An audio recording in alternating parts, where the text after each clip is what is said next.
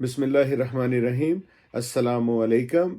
جن کو رمضان المبارک کا چاند نظر آ گیا ہے ان کو پہلی سحری مبارک۔ پاکستانی امریکن نیوز چینل کے ساتھ کیسر مصطفیٰ بھٹا، پروگرام کیسر مصطفیٰ کے ساتھ سچ جانیے۔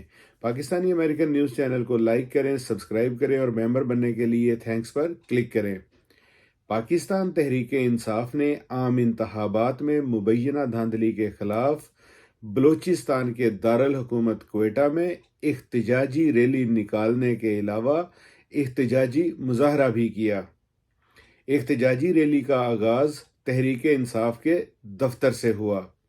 ریلی کے شرکاء نے مختلف شاہراہوں سے ہوتے ہوئے کوئٹہ پریس کلب پہنچ کر احتجاجی مظاہرہ کیا۔ ریلی کے شرکاء سے خطاب کرتے ہوئے تحریک انصاف کے رہنماؤں نے کہا کہ عوام نے 8 مارچ کو تحریک انصاف کے سربراہ عمران خان کے خلاف ہر قسم کے پروپیگنڈا کو مسترد کر کے ان کو بھرپور مینڈیٹ دیا۔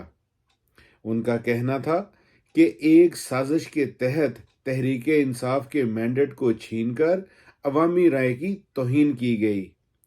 مقررین نے مطالبہ کیا کہ ان تمام نشستوں پر تحریک انصاف کے امیدواروں کی کامیابی کا نوٹیفیکیشن جاری کیا جائے جن پر ان کو اکثریت حاصل تھی۔ پاکستان تحریک انصاف کے لاہور میں کیے جانے والے احتجاج کے دوران سردار لطیف کھوسہ اور سلمان اکرم راجہ کو گرفتار کر لیا گیا ہے۔ اطلاعات کے مطابق سلمان اکرم راجہ کو اچھرا میں احتجاجی ریلی کے دوران حراست میں لیا گیا۔ اس کے علاوہ میاں محمود الرشید کے بیٹے ڈاکٹر حسن محمود کو بھی حراست میں لے لیا گیا ہے۔ میاں محمود الرشید کے بیٹے کو شادمان میں ریلی سے حراست میں لیا گیا۔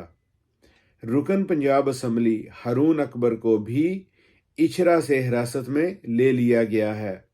یاد رہے تحریک انصاف نے 8 فروری کے عام انتخابات میں مبینہ دھاندلی کے خلاف بانی Pakistan Tehreek Insaf P T I Imran Khan کی کال پر آج 10 مارچ کو ملک گیر احتجاج کا اعلان کیا تھا۔